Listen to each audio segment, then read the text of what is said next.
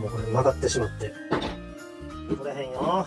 ネットで調べてたら、外れないっていうのもよくあることらしいです。使ってるうちに刃が外れて飛んでいかないように引っかかると強く締まっていくような作りになってるらしいんですけど、みんなやっぱりこういうレンチを使って無理やり外してました。